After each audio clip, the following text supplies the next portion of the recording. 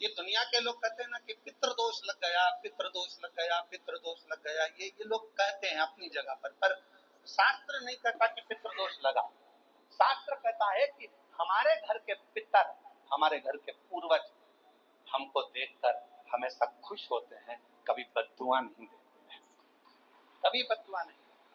पर घर के बच्चों का एक नियम होना चाहिए, घर के बुजुर्गों का, घर के रहने वाले व्यक्ति का, घर में रहने वाला एक एक व्यक्ति का यह नियम होना चाहिए कि 16 श्राद्ध जब आए तो उन 16 श्राद्ध में आप अपने पूर्वजों को धन्यवाद दो, प्रणाम करो, नमन करो, दान करो, पुण्य करो।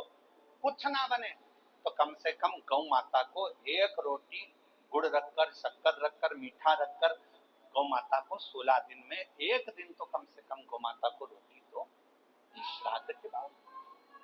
कितना बड़ा हमारा परिवार है, कितना बड़ा। आज के लड़के कहते हैं, आज के जमाने की लड़के कहते हैं, आज के जमाने के बेटा कहते हैं, आज के जमाने की बेटियां कहती हैं हम क्यों बुजुर्गों को माने। अरे भाई मत मानो, पर समझो तो सही, तुम और तुम्हें जन्म देने वाला, एक लड़के को जन्म देने वाले माता और पिता कितने लोग हैं? दो, माता और पिता। अब तुम्हारे माँ बाप को जन्म देने वाले कहां से हो गए? दो। तुम्हारे माँ बाप को जन्म देने वाले हो गए 4, 2 उधर के 2 उधर के, एक के द्वारा ही पैदा हो गए क्या?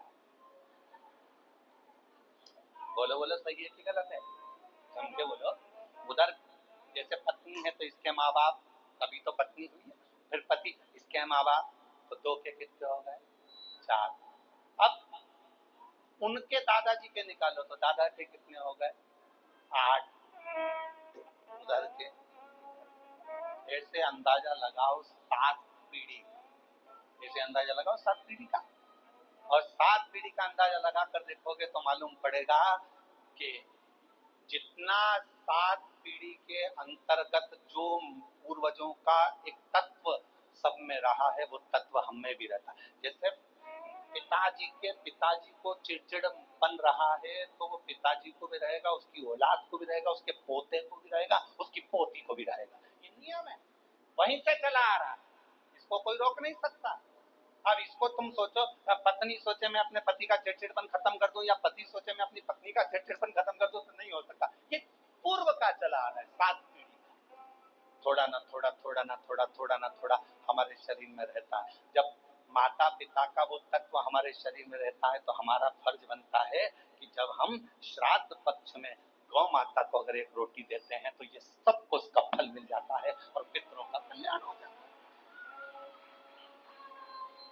अब हम तो साधारण भाषा में, सजता में, हम क्यों माने? मत मानो, हमें क्या करना? आग लगे बस्ती में, अपन रहे मस्ती में, क्या किसको रोई है, ज्यादा हम क्यों माने? हमें क्या करना? मत करो। वो क्या बोलते हैं, आई डोंट माइंड, हमें क्या करना? क्या मतलब? तुम्हारा मन हो जो करिए। पर निवेदन है, बिना आप उस बखाड़े को क्यों कहता? 7 पीढ़ी, 7 पीढ़ी में हजारों लोग, और एक घर का एक बेटा यदि श्राद्ध पक्ष में गौ माता को एक रोटी देता है, किसी संत साधु ब्राह्मण तपस्वी साधक उपासक को एक अन्न का निवाला देता है तो उसका फल पूरों को प्राप्त होता है। और इससे ज्यादा, बेटे से ज्यादा फल एक लड़की, एक बहू को प्राप्त होता है। जब एक लड़की अपनी बहू बनकर आती है, जाती है, तो वो अपने मायके को भी और अपने ससुराल को भी पार करती चली जाती है, दोनों के साथ करती है। ये क्यों? शिव महापुराण में मेरी माताएं, मेरी जीजियां इतनी कथा में बैठती हैं, हमसे लोग कहते हैं तुम्हारी कथा में सबसे ज्यादा महिलाएं आती हैं, तो भाई के प्रति उनका प्रेम है, मेरी बहन है, उनकी प्रियता है।